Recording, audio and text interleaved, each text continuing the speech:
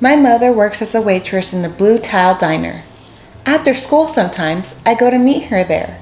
Then, her boss Josephine gives me a job too. I wash the salts and peppers and fill the ketchups. One time, I peeled all the onions for the onion soup. When I finish, Josephine says, "Good work, honey," and pays me. And every time, I put half my money into the jar.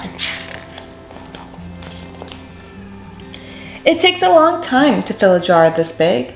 Every day, when my mother comes home from work, I take down the jar. My mama empties all her change from tips out of her purse for me to count. Then, we push all of the coins into the jar. Sometimes, my mama's laughing when she comes home from work. Sometimes, she's so tired she falls asleep while I count the money out into piles. Some days, she has lots of tips. Some days, she has only a little. Then, she looks worried. But each evening, every single shiny coin goes into the jar.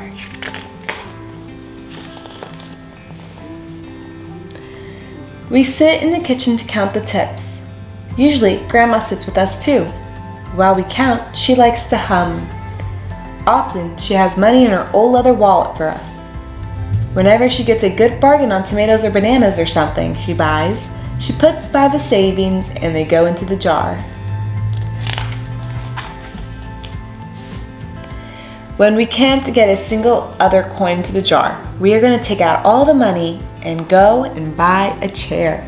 Yes, a chair. A wonderful, beautiful, fat, soft armchair. You'll get one covered in velvet with roses all over it. We are going to get the best chair in the whole world. That is because our old chairs burned up. There was a big fire in our other house. All our chairs burned. So did our sofa, and so did everything else. That wasn't such a long time ago.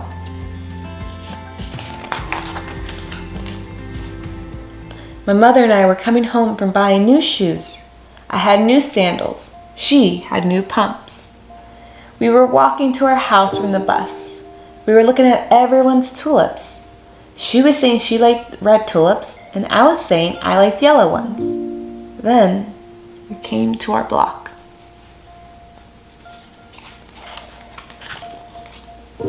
Right outside our house stood two big fire engines. I could see lots of smoke. Tall orange flames came out of the roof. All the neighbors stood in a bunch across the street. Mama grabbed my hand and we ran. My Uncle Sandy saw us and ran to us. Mama yelled, "Where's Mother?" I yelled, "Where's my grandma?" My Aunt Ida waved and shouted, "She's here, she's here. She's okay, don't worry." Grandma was all right. Our cat was safe too, though it took a while to find her. But everything else in our whole house was spoiled.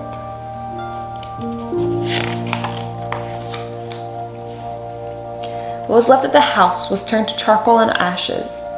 We went to stay with my mother's sister, Aunt Ida, and Uncle Sandy. Then we were able to move into the apartment downstairs. We painted the walls yellow. The floors were all shiny, but the rooms were very empty. The first day we moved in, the neighbors brought pizza and cake and ice cream.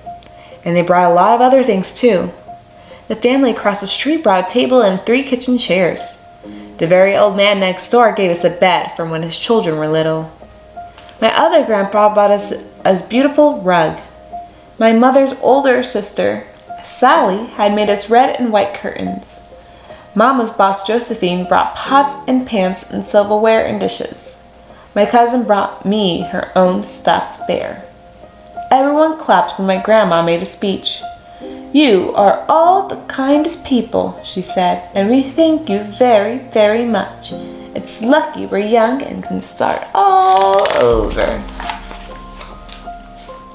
That was last year, but we still have no sofa and no big chairs. When Mama comes home, her feet hurt. "There's no good place for me to take a load off my feet," she says. When Grandma wants to sit back and hum and cut up potatoes, she has to get comfortable as she can on a hard kitchen chair. So that is how come Mama brought home the biggest jar she could find at the diner, and all the coins started to go into the jar. Now, the jar is too heavy for me to lift down. Uncle Sandy gave me a quarter. He had to boost me up so I could put it in.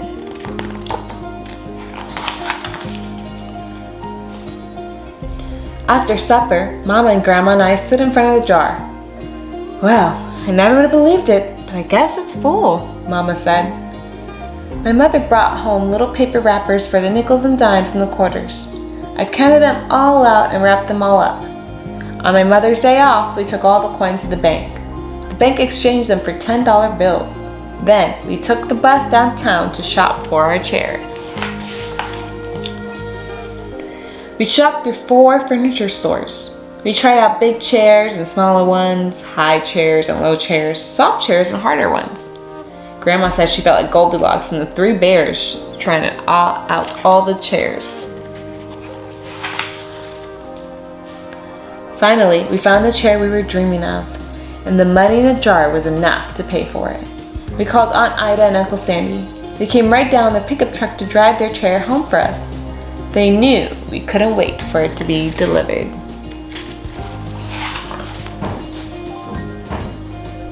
I tried out our chair in the back of the truck. Mama wouldn't let me sit there while we drove, but they let me sit in it while they carried it up to the door. We set the chair right beside the window from the red and white curtains. Grandma, Mama, and I all sat in it while Aunt Ida took our picture. Now, Grandma sits in it and talks with people going by in the daytime. Mama sits down and watches the news on TV when she comes home from her job. After supper, I sit with her and she can reach right up and turn out the light if I fall asleep in her lap. The end.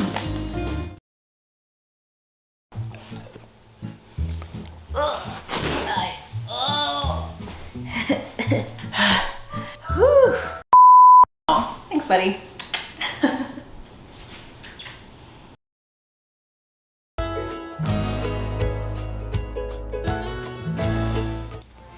I can be anything I want to be.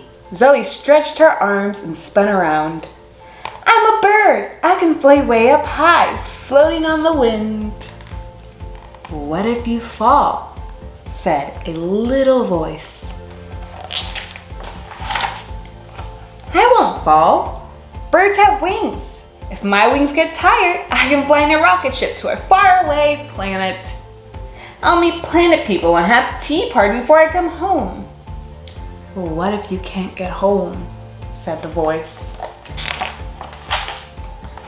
Zoe ignored the voice. I can be an archaeologist and travel around the world and dig up dinosaur bones and buried treasures. What if you get homesick? You're too little, said the voice.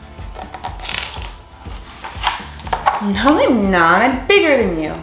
Maybe I'll be a scientist and discover things. Or I'll be an inventor and build a robot that will talk louder than you, so I won't hear you. The voice was quiet for a while. I'll be a veterinarian and help wild animals like tigers and bears and dragons, and I'll give them medicine to make them well, and I'll bandage their hurts. What if they bite you? Said the voice. I'll be so gentle they won't bite me. They will know I'm helping them. Oh, I know. I'll be a fire girl and rescue people. I drive a big fire engine with a loud siren that goes wee-oo, wee-oo, and rescue a kitty stuck in a tree. You can't drive fire engines. That's silly, said the voice. It's not silly. I can be anything I want to be, and don't tell me I can't. I'll be an artist and paint pictures, and the museum will hang them up so people can see them. What if you don't have talent? Said the voice. Everybody has a talent for something, and so do I. Besides, I'm smart. I can do anything if I try hard enough, and you won't stop me. I can even be an ornithologist. Ornithologist who studies birds, or an oceanographer who explores the ocean. Or I can be a musician and give concerts all around the world. I can even be president if I want to be. You're just a voice, and I don't have to listen to you. But I'm always with you, you know, said the voice, no matter what you do.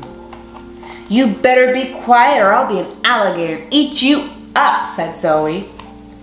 The voice didn't have an answer to that. It was silent again. I can be an astronomer and study the stars with a big telescope and discover new planets. I'll be a famous chef and bake fancy cakes as tall as I am. And I'll write a book about my recipes. You can't write, voice came back. But I'm going to learn how to write in school. Maybe I'll be a teacher and teach other kids how to write, or I'll be a librarian and have a zillion books to share with everyone. You don't know what you want to be, do you? Said the voice. Go away, voice. I won't listen to you. I'm not grown up yet. I can be anything. But first, I have to learn to read, and read, and read. And I'll read books about all things I can be. Don't tell me I can't. The end.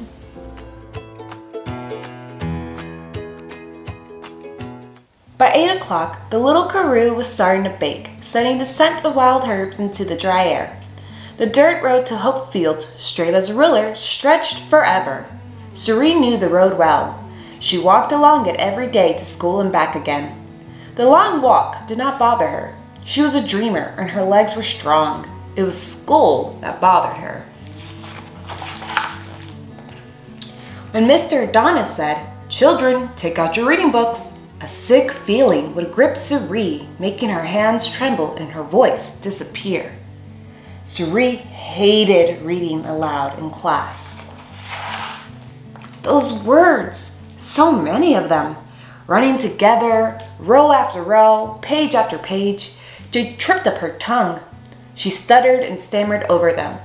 When it was her turn to read, the children behind her giggled.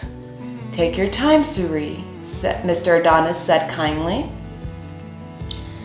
"Take your time, Cerie," teased Charmaine and Carmen after school. "Take your time," joined in the smaller children. Only Emile stood back and said nothing. Knew that Charmaine and Carmen were jealous of Cerie because she was pretty as a princess. At home, Cerie was called the late lamb because she had been born long after her older brothers. Her family all worked long, hard hours on the sheep farm, except on Sundays when they rested. After lunch, her father took a nap while her mother sat in the shade of a blue gum tree doing her big, loopy knitting. But after a few rows, she, too, would fall asleep. Then, Cerie would run across the veld to the ridge. That was where Auntie Anna lived, and there she would be, sitting in her rusted-up old car waiting for Cerie. Then Cerie would climb into the driver's seat and pretend to be taking a Sunday drive somewhere far, far away. As they drove, Auntie Anna would tell stories of once upon a time when she was young and her car was shiny. Then Cerie would tell Auntie Anna everything, how she hated reading out loud, how the words stuck in her throat like dry bread, and how the children laughed at her. "People can be cruel," said Auntie Anna. "But don't give up, Cerie. It's so good to be able to read well and enjoy books." One Sunday, tired of driving, Cerie climbed into the back. Dreamily, she ran her hands over the brittle leather into darkness between the seats and the backrest. Then she felt it, something under the seat. She pulled, and out came a dusty old book. Cerie jumped into the front seat with the book. The cover creaked as she opened it. "My goodness," Cerie said, Auntie Anna. "Look, it says to Lizzie with love for Mama and Papa. This book belonged to my daughter." "Read it to me, please. Read it to me," pleaded Cerie. The old woman shook her head. "No, Cerie." Cerie looked puzzled. Then Auntie Anna's mouth crinkled into a smile. "We will read it together." Once upon a time, the wife of a rich man fell ill. It was a lovely story about a beautiful girl and her two ugly stepsisters. Reading with Auntie Anna was fun. In some parts, Cerie read alone. Then, just before a word could trip her up, Auntie Anna would join in until the story ended. So Cinderella married her prince and lived happily ever after. As the sun dipped behind the ridge, Auntie Anna closed the book. Cerie felt too happy to speak. "It's your book now," said Auntie Anna, patting Cerie's hand. "Next Sunday, we will read it again." The next day, Cerie couldn't wait to get to school. She wanted to show Mr. Adonis her beautiful book. "Ah, Cinderella," said Mr. Adonis. "Read it to us, sir," the children cried. As Mr. Adonis read, Cerie remembered all of it. She could even see some of the words. Then Mr. Adonis asked the children to take out their reading books. Excitedly, Cerie opened her reading book. But when it was her turn to read aloud, the words tingled around her tongue and she started to stammer. "Take your time, Cerie," said Mr. Adonis. Emile looked at Cerie. Her eyes filled with tears as she struggled to get the words out. Charmaine and Carmen giggled behind her. When Cerie saw Auntie Anna, she told her all about it. "Emile is the only one who doesn't laugh," said Cerie. "Well, he sounds like a prince," said Auntie Anna. Then she clapped her hands and said, "And guess who you can be?" She dashed into her house and came out carrying an old evening dress. It smelled musty, but it sparkled as it fell over Cerie's shoulder. "My princess," declared Auntie Anna with a low bow. On the Sunday that followed, Cerie read her favorite book for Auntie Anna. The more she read it, the less afraid she felt about reading in class. And the less afraid that she felt, the better she read. One day, Miss November, the school principal, visited the classroom to hear the children read. One by one, they read aloud. Soon it was Cerie's turn. She opened her reading book, and suddenly the old sick feeling came back. What if she made a mistake and lost her place? What if she found her place, but lost her voice? Mr. Adonis waited patiently. The class started to fidget. Cerie thought about all the words she had read with Auntie Anna. She could see them. Lots of friendly letters holding hands to form words that danced and sang together. She could feel Auntie Anna beside her. Bravely, she took a deep breath and started to read. The words poured out as clear as spring water. "You read beautifully," said Miss November. Out of the corner of her eye, Cerie could see Emile smiling. After school, Cerie and Emile walked home together. "Would you like to go for a drive in my car?" asked Cerie. Emile laughed. "Where's your car?" "I'll show you," said Cerie, taking his hand. When Auntie Anna saw them coming over the hill, she waved. "Come on, let's go!" she shouted. Cerie jumped into the driver's seat. Auntie Anna took the back seat so that Emile could sit in the front. "So you're Emile," said Auntie Anna. "Yes," said Emile shyly. "I'm Cerie's friend." "That's good," said Auntie Anna. "Don't you think she reads beautifully?" "Yes," said Emile. "I bet you didn't know she could drive." "No," Emile giggled. "Where are we heading to, Cerie?" asked Auntie Anna, settling back. "Far, far away," said Cerie. Before them, the flat expanse of the little Karoo stretched as far as the eye could see. Ridges shimmered on the hazy horizon like a faraway castle, and as Cerie took the wheel, the air stood still, and it seemed almost once upon a time. The end.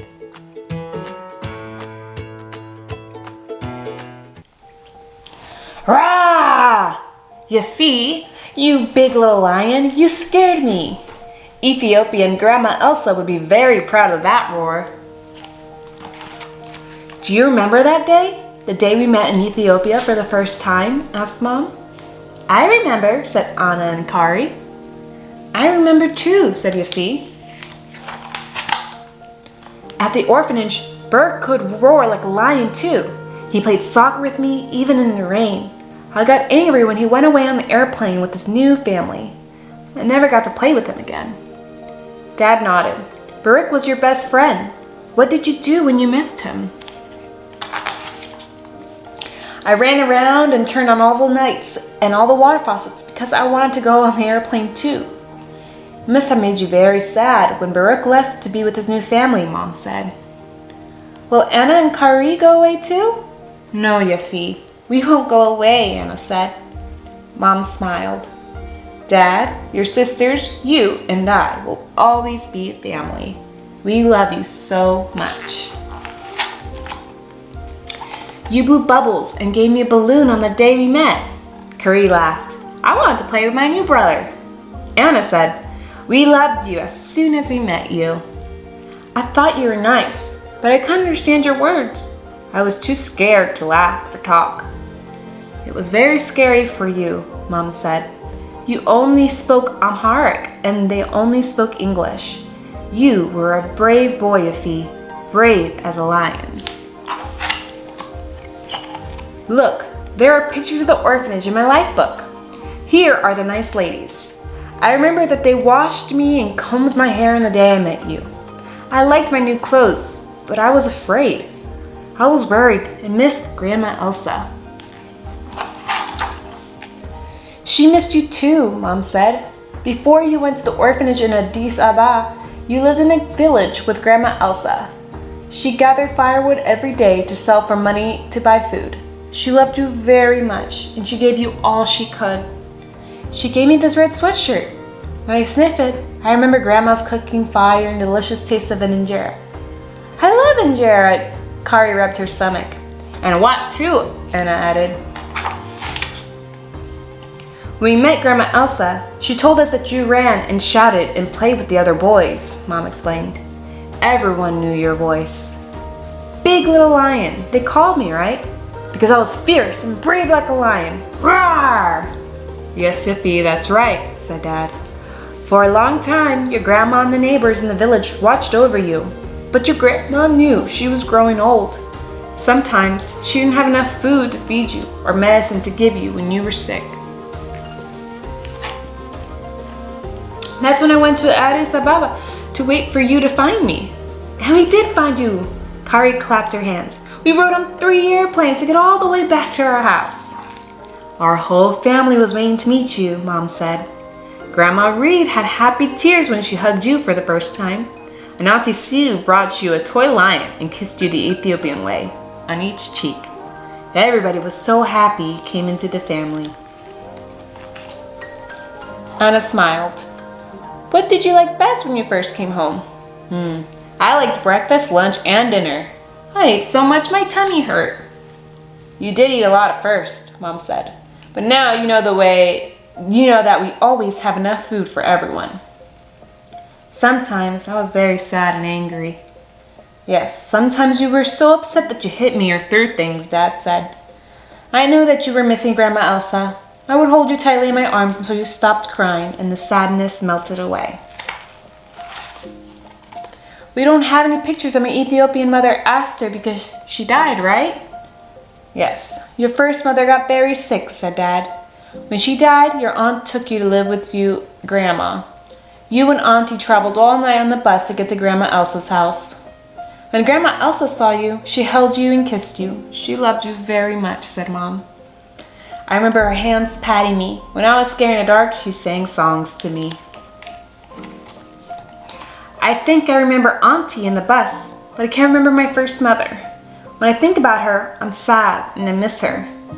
Why do I miss her when I can't remember her face?"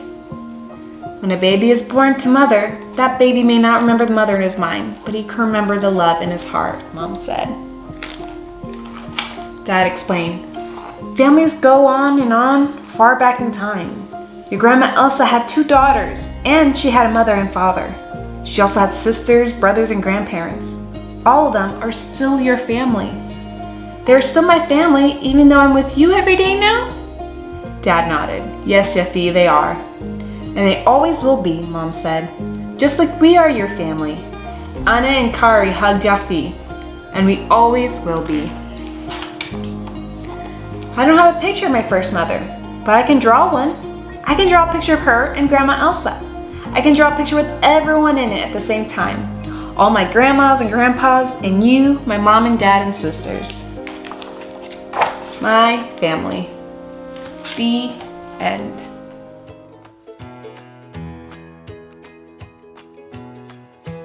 A mother held her new baby and very slowly rocked him back and forth, back and forth, back and forth. And while she held him, she sang, "I love you forever. I'll like you for always. As long as I'm living, my baby you'll be." The baby grew. He grew and he grew and he grew. He grew until he was 2 years old and ran all around the house. He pulled all the books off the shelves. He pulled all the food out of the refrigerator, and he took his mother's watch and flushed it down the toilet. Sometimes his mother would say, "This kid is driving me crazy." But at nighttime, when that 2-year-old was quiet, she opened the door to his room, crawled across the floor, and looked up over the side of his bed. And if he was really asleep, she picked him up and rocked him back and forth, back and forth, back and forth.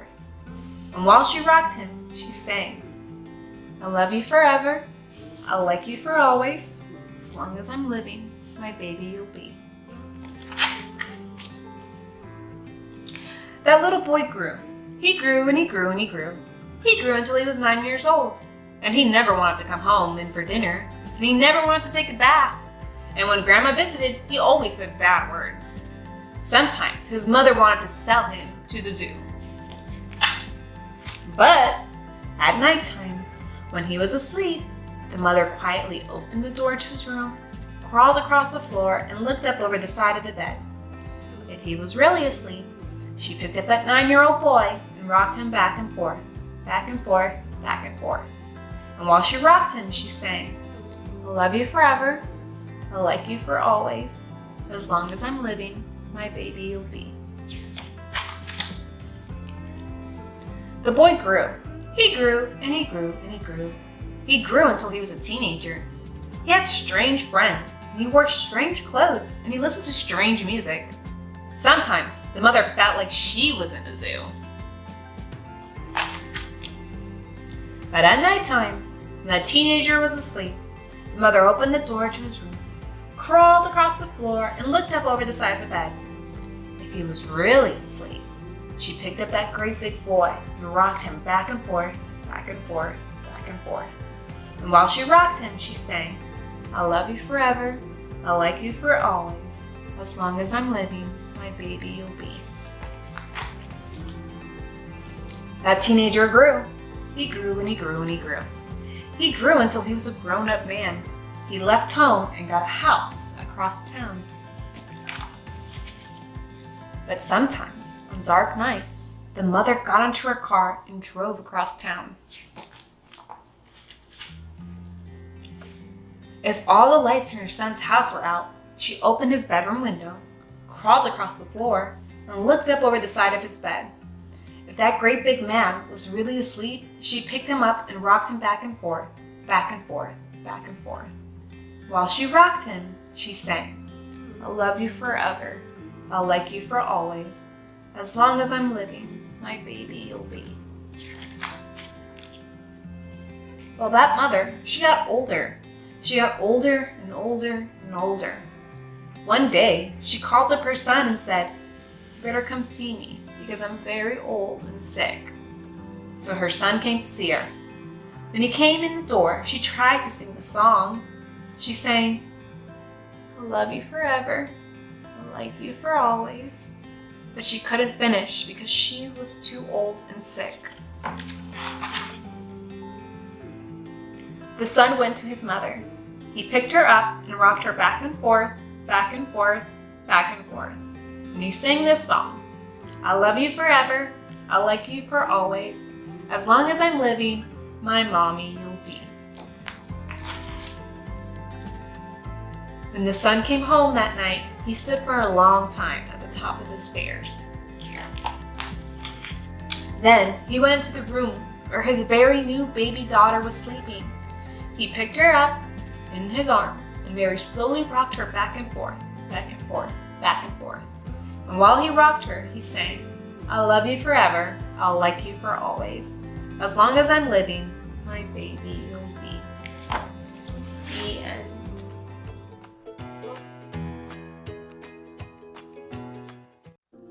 The day Dad went away to war, I cried.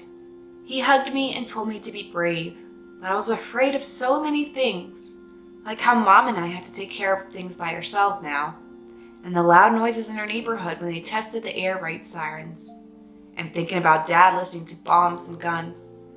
I was even afraid of everyday things, especially the street horses.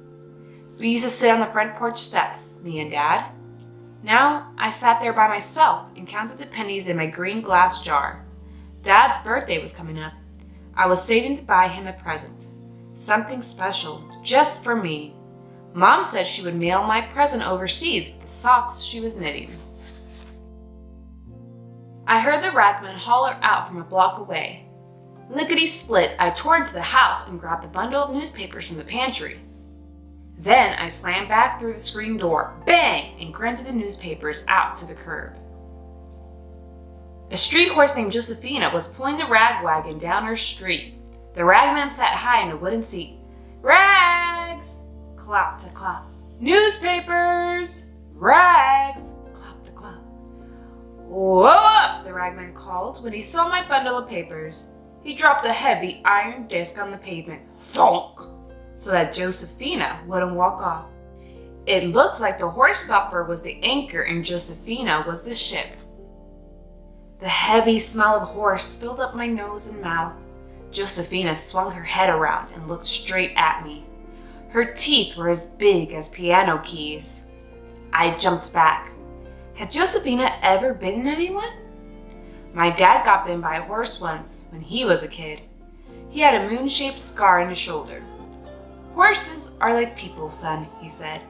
Sometimes you meet a real stinker, but most of them are good.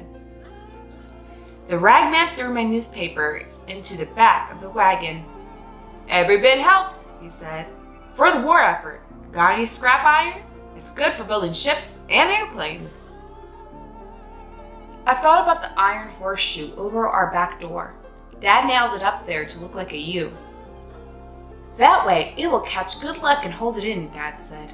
If you hang it upside down, all the good luck might fall out. It wasn't a good idea to sell a lucky horseshoe. I wouldn't want any bad luck to keep my dad from coming home from the war. Only the newspapers, I told the ragman, keeping my eye on his horse. She gave a loud snort, ready to move on. You want to feed her a carrot? The ragman asked. I took a step back and shook my head. Not today, I said. The man shrugged. Well, maybe next time.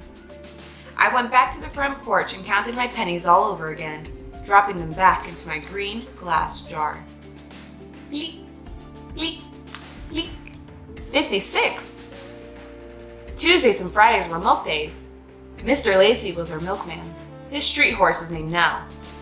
Good morning to you, Mr. Lacey called out when Nell stopped in front of our house. I watched Mr. Lacey line up 3 bottles of milk on our porch. He put her 3 empty bottles into his wire basket. Can I carry those for you, Mr. Lacey? I asked. Chink-a-chink-a-chink, the bottles and basket bumped against my leg. When Nell saw Mr. Lacey, she nickered and threw her head up and down. She stamped her foot. I made a fast stop at the edge of the sidewalk. My dad's not afraid of horses, I blurted out. He grew up on a farm. Mr. Lacey looked at me kind of funny. Then he nodded and gave me a penny for helping. Nell was already moving to the next house. Dad said that after he got bitten, he never wanted to go near a horse again, but Grandpa needed him to help with the chores. If something is important enough, you just have to do it, Dad told me, even if you're scared. Once a week, the garbage wagon came by. It was pulled by Billy and Bailey, the biggest street horses of all. They had feet as big and heavy as buckets filled with iron. Whoa, Albert called, holding the reins. 2 other men carried canvas baskets on their shoulders to collect the garbage. They scooped it up and dumped it into the open wagon. If my dad was here, he could drive that team, I called to Albert. He used to drive my grandpa's hay wagon.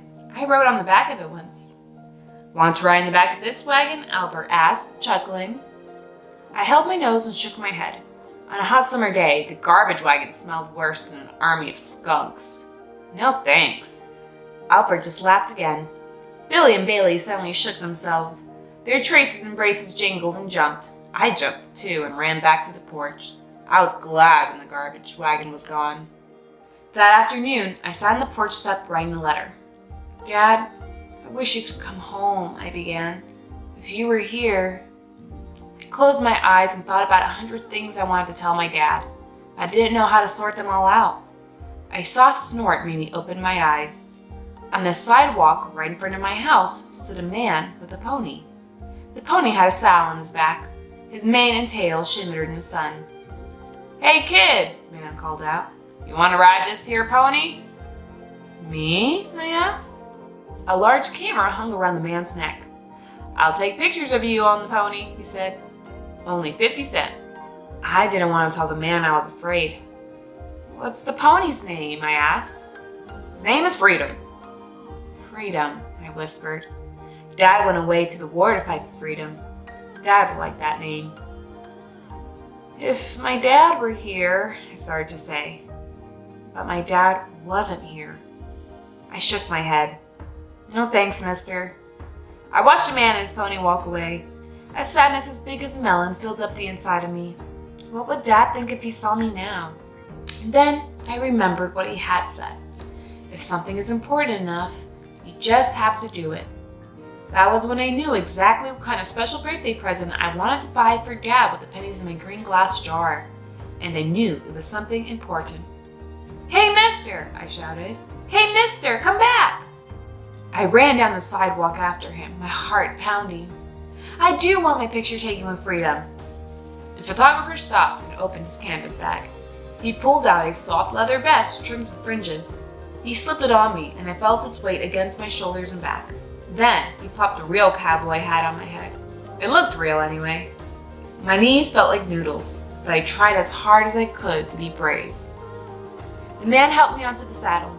It was slippery smooth. I started to slide and my heart punched against my ribs. I was going to fall off this horse. "Hold on with your knees, kid," the photographer said. I squeezed them tight as he began leading Freedom back toward my house. I swayed back and forth in the saddle, but I didn't slip again. I was riding a horse. It was a small one, but it still counted. My mom came out on the porch as Freedom and I walked up. "Mom, look, I'm riding a horse," I yelled. Then I laughed right out loud. "Guess I don't have to tell you to smile," the man said behind the camera. Click! The photographer helped me down from Freedom's back, and I gave the pony a goodbye pat. Then I ran to get my green glass jar and counted out 50 pennies. "You're gonna have one humdinger of a picture," the man told me. Dear Dad, here's a special birthday present just for me. The pony's name is Freedom. And guess what? Remember the ragman's horse with the big teeth? Yesterday I fed her a carrot. She even slobbered on my hand. You don't have to worry about anything here at home, Dad. I've taken care of things. P.S. Isn't this picture a real humdinger? The end.